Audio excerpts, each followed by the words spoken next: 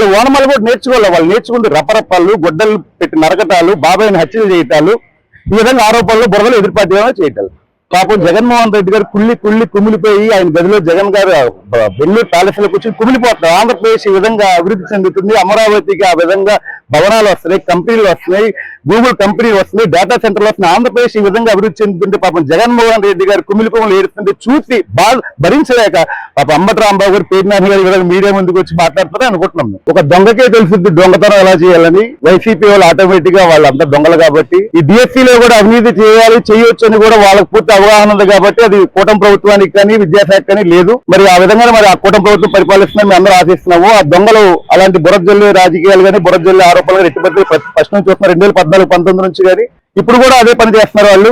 ఇన్నాళ్ళు 2014-19 తర్వాత ఉద్యోగాలు ఇవ్వలేదు కదా. ఉద్యోగాలు ఇవ్వలేని వాడు ఇచ్చిన వాళ్ళు విమర్శించే హక్కు ప్రస్తుతానికి లేదన్నట్టు. కూటమి ప్రభుత్వం వచ్చిన తర్వాత వాళ్ళ పిఏల మీద, జగన్మోహన్ రెడ్డి పిఏల మీద ఈ మద్యం ఆరోపణలు కానీ, కుంభకోణాలు కానీ ప్రతి ఒక్కటి బయటకు వస్తుంది. దానికి డైవర్షన్ పాలిటిక్స్ మూలం. డైవర్షన్ పాలిటిక్స్ ప్రధానంగా చేసే వైసీపీ వాళ్ళ కుట్ర.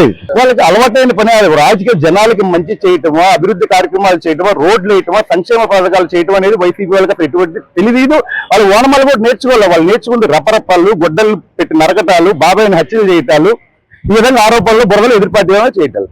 పాపం జగన్మోహన్ రెడ్డి గారు కుమిలిపోయి ఆయన గదిలో జగన్ గారు బెంగళూరు ప్యాలెస్ లో కూర్చొని కుమిలిపోతున్నారు. ఆంధ్రప్రదేశ్ ఈ విధంగా అభివృద్ధి చెందుతుంది, అమరావతికి ఆ విధంగా భవనాలు వస్తున్నాయి, కంపెనీలు వస్తున్నాయి, గూగుల్ కంపెనీలు వస్తున్నాయి, డేటా సెంటర్లు వస్తున్నాయి, ఆంధ్రప్రదేశ్ ఈ విధంగా అభివృద్ధి చెందుతుంటే పాపం జగన్మోహన్ రెడ్డి గారు కుమిలిపోలు ఏడుతుంటే చూసి భరించలేక పాపం అంబటి రాంబాబు గారు, పేర్నాని గారు ఈ విధంగా మీడియా ముందుకు వచ్చి మాట్లాడతారని అనుకుంటున్నాం. మీరు చూస్తూ ఉంటారు 2019-24 శాప్ ఆడుకో ఆంధ్ర. ఎవరిని ఆడుకుంటారు? బేకో ఆంధ్ర, పిచ్చ ఆంధ్ర, ఈ విధంగా పెట్టి ఆడుకో ఆంధ్ర అని ఎంత స్కామ్ జరిగింది ఇప్పుడు బయటకు వస్తుంది.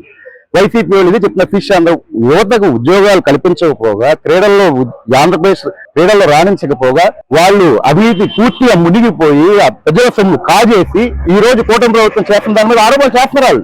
వాళ్ళు బయటపడటం కోసం ఎదుటి బుర్ర చెల్లితే మేము బయటపడతామని ఇంకా వాళ్ళు ఆ మాయలో బతుకుతున్నారు. అంటే డిఎస్సీ ఒక్క రూపాయి కట్టకుండా వాళ్ళ ఉద్యోగాలు వస్తాయి, వాళ్ళ డబ్బులు ఇచ్చారని చెప్పడంపై ఏ రకంగా చూడాలి? నేను చెప్పిన వాళ్ళ అజ్ఞానానికి, వాళ్ళ నిస్సిగ్గు తరానికి అసలు ప్రధాన ఇదిగా చెప్తున్నాను నేను. వాళ్ళ సిగ్గులేని తరానికి తార్కాణంగా చెప్తున్నాను నేను. ఎందుకు మీరు ఎలాగ మాట్లాడుతున్నారు? చూసి మాకు కడుపు రగిలిపోతుందండి.